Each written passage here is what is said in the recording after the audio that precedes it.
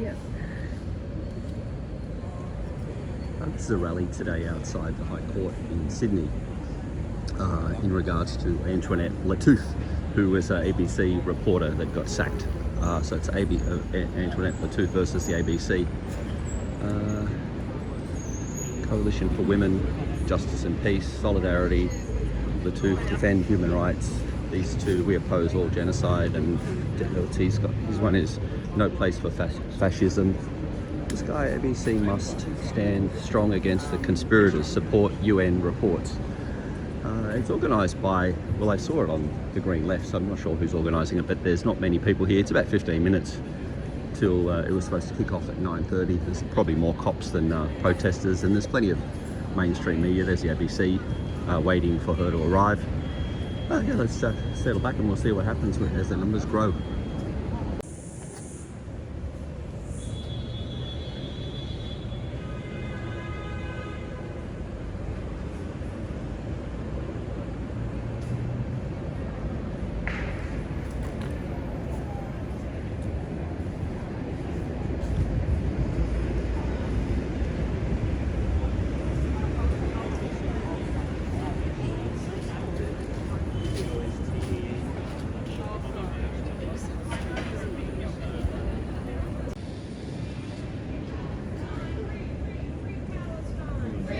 Free Palestine!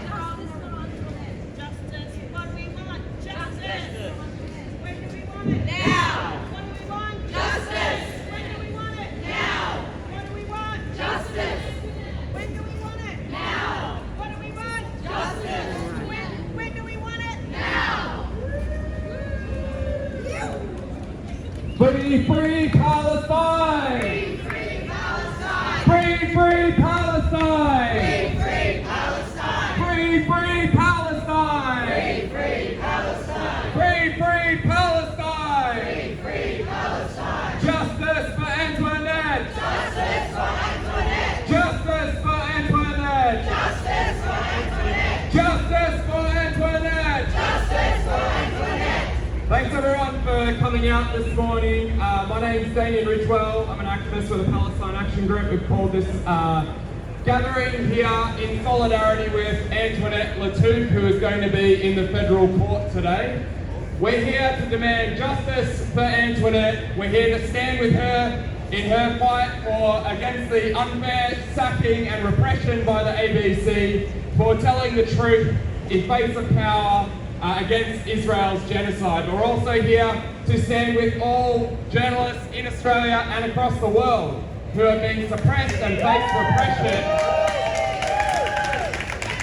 for speaking truth in the face of power of the horrific genocide that Israel's been carrying out over the last 16 months, and especially with the many Palestinian journalists who have lost their lives in Gaza standing up against that genocide. 200 of them.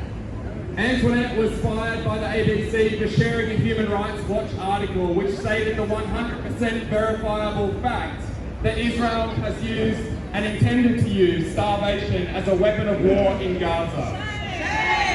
It is a war crime by any definition of the word, and evidence of the genocidal intent that Israel had in the very opening of their massacres in Gaza in 2023. But for this, Antoinette became the target of a coordinated campaign by pro-Israeli lobbyists to have her fired for daring to speak truth in the face of power.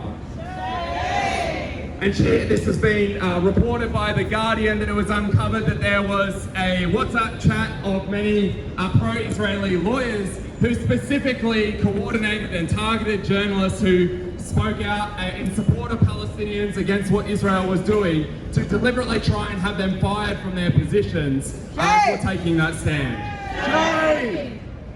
This is an outrageous act of suppression of freedom of speech. It's an attack on journalistic independence, and also highlights the deep systematic bias within the media industry in Australia towards imperialist powers, towards Israel, and silencing truth that exposes the reality of the genocide in Gaza. From the very beginning of the genocide, Israel has carried out a policy of targeting Palestinian journalists in order to whitewash the extent of their crimes and silence the truth of what has been happening in Gaza. The opening days of the genocide, Israel bombed buildings known to be the offices of many media outlets, killing the first Palestinian journalists and aiming to cripple the ability of Palestinians to get the truth of the genocide out to the world. In the first 3 months after October 7, more Palestinian journalists were killed by the IDF than in any other year in any other country on record. To date, 159 Palestinian journalists, 6 Lebanese journalists have been killed by the Israeli military since October 7. And that includes many verifiable accounts of Israeli soldiers deliberately and explicitly targeting journalists as journalists, including accounts in recent months where Palestinian journalists were murdered by Israeli snipers. This is part of Israel's genocide in Gaza and follows on with the track record of many imperialist powers throughout history of trying to silence and hide the reality of their crimes that they're carrying out by murdering and eliminating journalists who are prepared to speak the truth of the reality. But this also goes along with what many pro-Palestine activists have been saying in Australia and around the world, with the deep media complicity, systematic media complicity in Australia with Israel's genocide. Ever since October 7, and in fact well before, there is a pernicious and ongoing bias by the media establishment in Australia towards Israel's narrative of their oppression of the Palestinians. Journalists who speak out to highlight the oppression of Palestinians, to speak the truth of the reality of the genocide in Gaza, of the occupation of the West Bank in Gaza, of the racial oppression of Palestinians within the Israeli state today, find themselves targeted by smears, by discipline, and even losing their jobs. Antoinette Lattouf is only one of the latest examples of this systematic repression of pro-Palestinian perspectives. We've seen over the last 16 months that media bias being complicit with Israel's genocide. Too often, Israelis are spoken about in the media as being slaughtered or murdered, whereas Palestinians merely died. Words like terrorism, savagery, barbarism are used to describe the actions of Palestinians, but the media refuse to call Israel's actions for what they are: terrorism on an industrial scale, genocide and massacres. In March, 200 journalists at the ABC put their names to a letter complaining of the editorial policies of the ABC for systematically ignoring the reality of what was happening to Palestinians and often uncritically presenting Israeli propaganda as fact in their reporting. We are very aware of this systematic bias here in Australia, and is also the case well across the world, where media outlets often uncritically reproduce Israeli politicians' talking points. One of the most egregious was going back to the opening days of the genocide, where politicians and journalists uncritically spread the accusation that Palestinians had set babies on fire on October 7, which to this date there has been no verifiable fact of that happening. The intention of this is to portray Palestinians as subhuman, as animals, as not worthy of human rights and dignity. The intention of this is to justify what was going to happen in the months leading on from that date. The slaughter of over 200,000 Palestinians in Gaza. The destruction of every medical facility within the Gaza Strip. The systematic denial of food and water to Palestinians, refugees within the Gaza Strip. These war crimes have to be denounced, and it is the duty of every journalist to speak truth about the war crimes that Israel is carrying out. Internationally as well, it's worth commenting that actually just 7 days ago, the renowned Palestinian journalist Ali Abdullah was arrested in Switzerland for trying to conduct a speaking tour. This is the kind of repression that we see all across the world and here in Australia as well, of people trying to speak out against Israel. Even here in Australia, Palestine Action Group actually many years ago invited Ali Abdullah to speak here and do a speaking tour in Australia, and the immigration minister at the time tried to ban his entry into the country because he said that he didn't pass the character test because he may offend some people in Australia.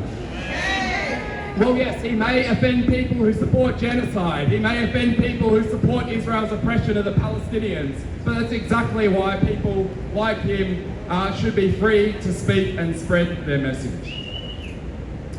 So we're here today to stand with Antoinette Lattouf and support her fight for justice in the federal court today against the ABC. We wish her the best. We hope that she has success in her case, and she's given everything that she's demanded. Reinstatement with the ABC, compensation for the libel against her character, and reparations for the damage done to her livelihood. But also, while sometimes it can seem, the bias against Palestinians can seem like a conspiracy because it is so systematic and widespread. It's not a conspiracy, but it is part of the imperialist system that we live in. That every imperialist power in the world throughout history has continually denied the truth, had to fabricate reality, lie about the crimes that they've committed and about their victims. And so I think us being here today is part of the fight that we have that is ongoing even after this ceasefire, to demand an end to Australia's complicity with the Israeli war machine, to cut ties with the Israeli military, to demand an end to the occupation, a return of the right of refugees, to stop arming Israel, to expel the Israeli ambassador. All these demands, if Australia stood for justice and freedom, they would carry out. So we're going to have, first we're going to have one of the speakers come up and talk, and I'm going to try and see if I can fix this speaker. But yeah, we're also here to sort of, when Antoinette enters the court, we'll hopefully give her a big cheer and command. So we'll start with a chant for the moment, and then we'll hear from our first speaker.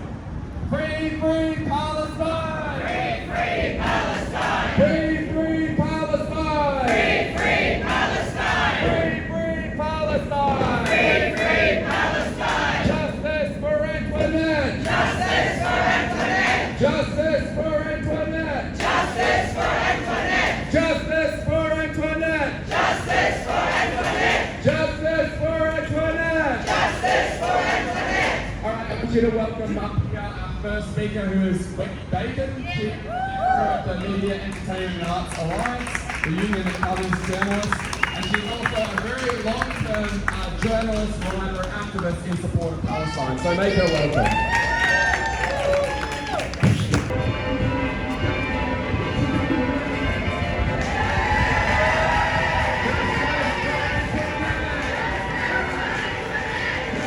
Allah is with you. Allah is with you. Allah is with you. Justice for Antoinette!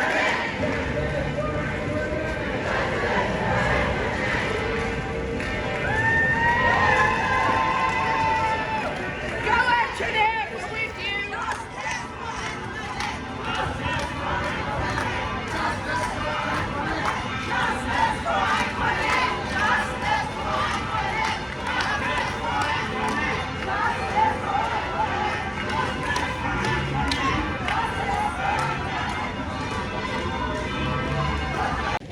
Very much for inviting me to here to speak today in support of Antoinette, who I've known for quite a long time.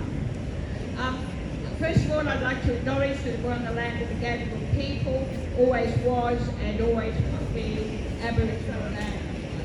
I'm not speaking for the MEAA. I'm very pleased to see you here today. I'm a very long-term, for decades, member of the MEAA. I'm speaking really as a journalism educator, and as a person who supports the rights of Palestinians and the Palestinian cause, but also because I believe that journalists have a special obligation to fairly and impartially cover human rights abuses, genocides and other war crimes and environmental abuses, and that is, we should not be here today. In fact, the ABC should be doing something to lift their own game in that respect. This case against Antoinette should not be happening at all today. It should have been settled and an apology offered a long time ago. The action itself should never have happened. It's a clear-cut case of discrimination. Here you have a person who is competently doing their job in the task that they've been asked to do. They have a social media account.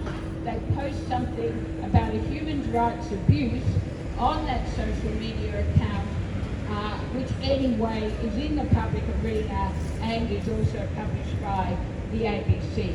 That should never ever have been a cause to terminate a contract. I think one of the underlying problems may be that there are so many people on short-term contracts sometimes that they are easier to dispose of. But Antoinette has fought her way through to being in the federal court today, and I'm so hoping that she gets justice.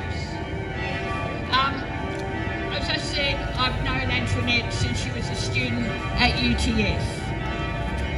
When I began teaching at UTS, which is now about 34 years ago, 34 years ago, most of the students were white. Nearly all the students were white, we could say, and nearly all of them, as Simone down here knows very well, nearly all of them came from the northern and eastern suburbs of Sydney. It was very unusual for a student from Western Sydney, where even then most Sydney-siders lived, to get to be a journalism student. I guess this is going to go on for a little while. Antoinette herself is from a Lebanese background, and she did grow up in Western Sydney. And one of the reasons why we were always pushing, and journalism educators around Australia were always pushing to increase diversity, was You should move up closer.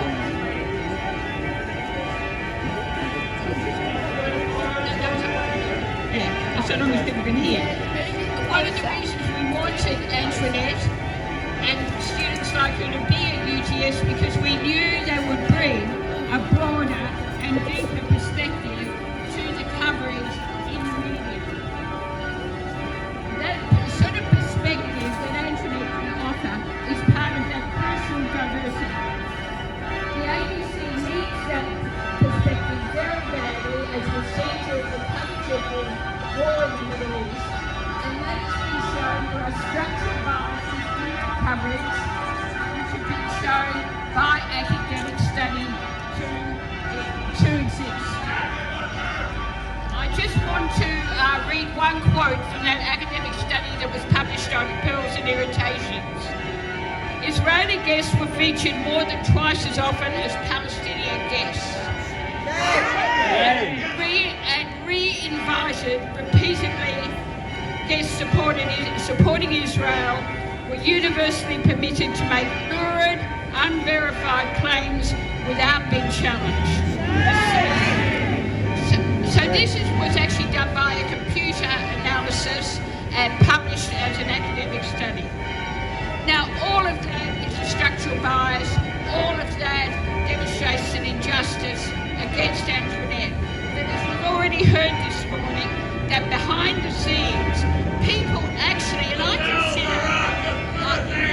I consider this to be outrageous, the people behind the scenes were pushing to get a person doing their job sacked. That is something that the media itself should expose. Now, I wouldn't be in favour of publishing every one of 600 names on a creatives list, for example, but I would be in favour of publishing what is in the public interest and what the public needs to know. Now, I just want to speak briefly about the people inside the ABC itself. I know that there were a lot of younger journalists particularly, and some older ones inside the ABC who were pushing, working very actively for justice for Antoinette. What I find very disappointing is so many of those, I guess, younger than me, but pretty senior now, did not stand up. And I consider that to be a very big disappointment, because there was a time when the ABC, when they would have all been out. They would have been out, and the most senior journalists would have spoken up. Now, there are exceptions to the coverage in the ABC. Of course, there is always within the media a struggle for what should be the coverage. It's never very smooth. But people like John Lyons do stand out very much. But John is very senior and needs to have a lot of young journalists coming up behind him. Now, so at the end of the day, after all of that, Antoinette finds herself here today. I've been in Supreme Court hearings myself, where you're on trial. It's a very intimidating and difficult experience. Abuse of children. Any doubt about what the ABC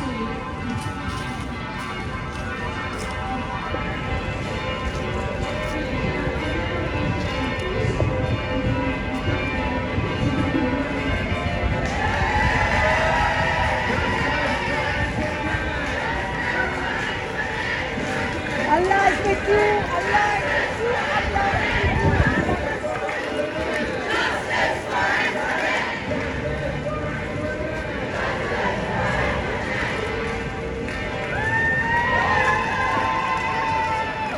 Go Antoinette, we're with you.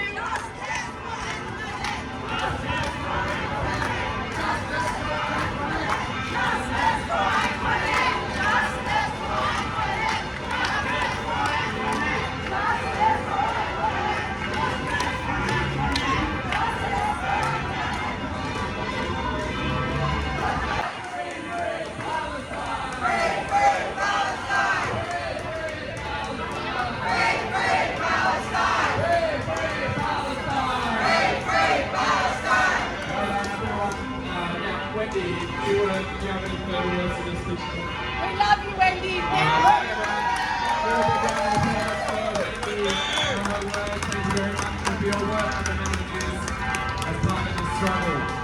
I think it's important to highlight a very important point that Wendy was raising, is that this obviously is part of the movement against Israel's oppression of the Palestinians, against racism, in support of Palestinian justice, but also is an issue of workers' rights, an issue of union rights. Myself, I'm a member of the RTBU, union activist within the railways, and yeah, it's part of the neoliberalisation of the media industry, the denial and removal of workers' rights within the journalist profession, within the media, that means so many more people feel victimised and a threat of victimisation for speaking up around these issues. And it's important that we come out and we stand with people who, in spite of that repression, in spite of those attacks, still have the strength and courage to come out publicly and show their support for the Palestinian movement and Palestinian struggle. Yes, absolutely. So yeah, it's great to see as well the MEA having a presence here to support Antoinette Lattouf, and we hope all other unions would actually come out and make public positions in support of people like Antoinette speaking truth in the face of power. I might invite up now Joshua Lees from the Palestine Action Group to speak further. I'd like to acknowledge we're meeting here on stolen Gadigal land. I won't be long because I imagine people want to go into the hearing, and everyone can go in. It's a public hearing. I'd encourage you to go in to support Antoinette. They might ask you to take down flags and banners, but otherwise you're all welcome to head in there. And I think that public presence does help in these cases to show the justice system, so-called, that there is some accountability. They are being watched. You know, there is a movement that stands behind Antoinette and demands, actually, that the ABC not get away with this blatant act of censorship and discrimination. It's just absolutely blatant. even in the ABC's own statements to the trial and to the previous trial and everything they've said, they've already damned themselves. Now, I won't pretend to know all the legal ins and outs of all of that, but they acknowledged openly that they came under pressure from the right, from the Zionist lobby, and a whole string of emails and panicked conversations amongst senior ABC management, and that some directive was given that Antoinette was to basically shut up, and that they were very worried that it might be revealed that Antoinette had basic human solidarity with a Palestinian population suffering genocide, which cannot be allowed to be aired on the ABC, not our fine state broadcaster in this country. Oh no. So she was ordered in one way or another to not make any social media posts. There's dispute about exactly the wording of that. But either way, what we already know is absolutely damning of the ABC, that they absolutely capitulated to right-wing attack and pulled Antoinette off the air because of that. And as people have already talked about, the report, which was a supposed crime, which supposedly justified her sacking, was a Human Rights report, a Human Rights Watch report about Israel using starvation as a weapon of war, which is 100% true. And you might think that telling the truth was the job of a journalist, but no, it's not. Perhaps they don't say that in the job description, that you're meant to lie on behalf of power, but you're meant to just know that. You're meant to self-censor. If you don't self-censor, then this is what will happen to you on questions like Palestine and everything else. Now, I'll just say quickly from the point of view of the Palestine Action Group, I just want to announce, if people wanted the big protest yesterday, our next major rally is going to be happening on Sunday the 2nd of March. We've moved away from doing weekly rallies now because we want to try to build bigger protests with a bit more of a focus, so we can keep up the numbers and sustain this movement. So we really want everyone to get out, to keep fighting. We know on every front we need to keep fighting. We absolutely do not think that this ceasefire is an end to the matter. Obviously, the Australian government and various authorities are now trying to peddle the line that because there's some ceasefire, therefore we should all shut up, go away, we should be grateful, all we should possibly feel is maybe some relief. Well, no, we don't feel just relief. We feel anger. We feel the constant demand for actual justice and freedom for the Palestinian people. And we know that on the 2nd of March will be the end of the first phase of this ceasefire. We know right now Netanyahu is going to meet Donald Trump in Washington, and we know already on their agenda, Netanyahu's already spelled it out. On the three things on his agenda are: one, further normalizing Israel's relationships with other Arab states, i.e. the Gulf dictatorships that America also backs and funds and helps to arm. To secondly, discuss dealing with Iran. So how can the US empire further tighten the screws on their imperial rival? And thirdly, how can they continue to defeat Hamas? In other words, how can they continue to carry out genocide in Gaza? That's what Netanyahu's discussions with Trump will be about. So we have to be absolutely vigilant and mobilized and keep up the fight for Palestine. So please, everyone be there on the 2nd of March. There's so many cases like Antoinette's going on in Australia, whether they're journalists, whether they're teachers being disciplined and kicked out on the campuses. There is an absolute McCarthyite witch hunt going on of any staff member or student who speaks out for Palestine. It's crazy, crazy stuff. We've seen the case of Randa Abdel Fattah. There are still dozens of students facing disciplinary action. Every student who tries to organise anything for Palestine on campus now, basically as a matter of course, will be dragged before some bullshit disciplinary process, accusing them of anti-Semitism or accusing them of harming or potentially harming the psychosocial safety of some imaginary pro-Israel person who may exist on the campus, and therefore any speech for Palestine violence. That's the way they're talking about these issues. It's a total disgrace. So yeah, I'll pass back to Damo, and yeah, encourage people to head inside if you can. This case is also going on all week. We haven't planned to organise anything like this for the rest of the week, but if people want to turn up and head into the pool and continue to support, we'll throw on to that. Thank you. Alright, thanks Josh. I think we'll wrap it up there. We'll just do a final chant. Justice for Antoinette! Justice for Antoinette! Justice for Antoinette! Justice for Antoinette! Justice for Antoinette! Free, free Palestine! Free, free Palestine! Free, free Palestine!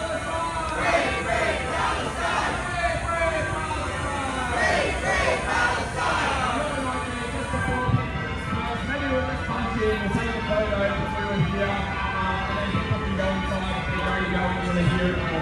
almost finish up. There are people that are going to stay up here for a while. That's also great to see. So everyone back up. We'll just take a quick moment of free Palestine! Free Palestine! Free Palestine! Free Palestine! Free Palestine! Free Palestine! Justice for Antoinette! Justice for Antoinette! Justice for Antoinette! Justice for Antoinette! Fantastic. Thanks everyone. Everyone is saved!